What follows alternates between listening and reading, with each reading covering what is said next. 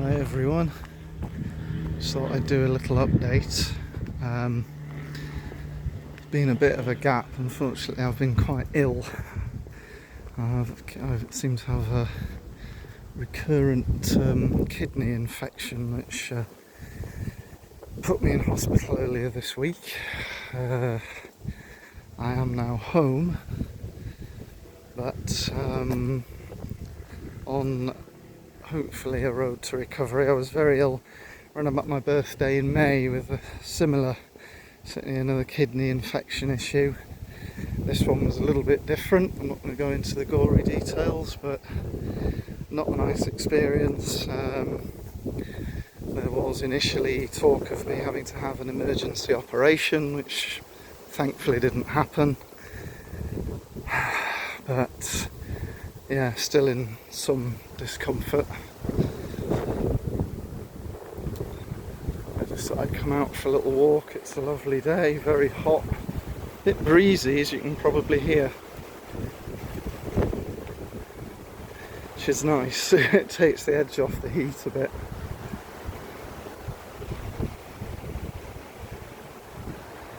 This is just one of my regular little walking routes that I do. So I was thinking on the way up about the nature of memory, particularly as I was reading about these near-death experiences. I suppose having been relatively near that myself recently, I mean, certainly questioning, am I going to survive this? But, you know, thankfully here I am. But I was thinking, so you get all these people, and there are thousands of cases where they've seemingly died, and they go to some other realm and have experiences. They meet people and see things, but they're out of their bodies. You know, in some cases they say they're looking down on their body on the operating table or wherever. So and then they come back and they have all these memories. And I thought, well, that's really interesting, because we tend to think that our memories are sort of in the brain, like a sort of, you know, a hard drive on a computer. You've got empty space and then information fills it in. That this would seem to suggest that that's not the case, or at least not necessarily the case. Which made me wonder about, you know, our normal memories, because obviously you've also got a lot of people who at least claim to have memories or recollections of past lives as well. You also have those who, you know, they apparently can see future events. So I wondered whether, you know, is it that all of this knowledge and experience is sort of stored independently and then we access it? So it is a bit more like you as a computer user, you know, you go in and then the pictures or the Word documents or whatever are there on the computer and you view them. So, you know, it made me think, like, well, does that mean potentially then that anybody can access any of this information? People do talk, don't they, about this sort of collective sort of soul memory type thing. But it does seem to fly in the face of the notion that, you know, it's electrical signals stored in the brain alone. Because if you're disembodied, so your soul at the point of an NDE is disentangled from the flesh, then how are you creating memories? I mean, how are you perceiving anything when you don't have a body? So you don't have eyes or ears or a brain. You know, you are non-corporeal. It's interesting, isn't it? It sort of gives us the idea that there is a separation somewhere.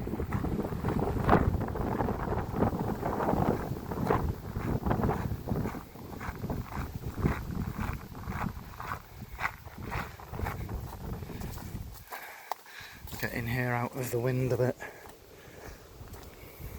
Yes, it's interesting, isn't it? You know, you kind of think, is what I'm experiencing, you know, are other people able to access this? Which might explain sort of mediumship, that sort of thing. You know, are people in the future going to be able to access my experiences if it's going into a sort of central data bank of of memory experience? It's funny, isn't it? Especially when you kind of think, you know, you see the little meme goes round, doesn't it? And it says, you know, like, what are you worried about? You're a ghost piloting a body made of stardust. Which is kind of true. You know, when you think like every atom in your body was at some point was something else. You know, you think about it, you eat a carrot, some of the atoms of that carrot might become your bones or your blood or sinews, whatever other cells, you know, the nutrients come out. It's really quite fascinating when you think, what actually are we?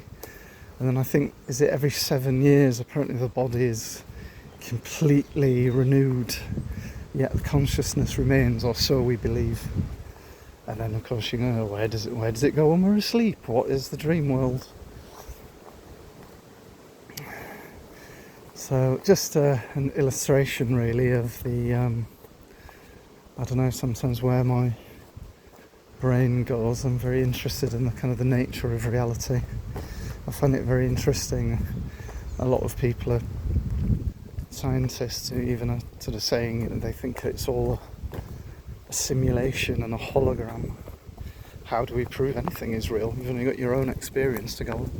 I mean, you think about it, you know, I'm looking at these trees and plants and things, and it's green, and I see it as green, you know, clearly. But is what I see as green the same as what everyone else sees as green? We all agree that it's green, but I don't know how your brain interprets it. I don't know how does your brain interpret senses of scale, how big you are in relation to the universe. Just some thoughts. I'm going to stop there because this breeze, I think, is going to ruin the sound. But let me know what you think. Any ideas, any thoughts, any further reading you recommend? So I shall say bye-bye for now.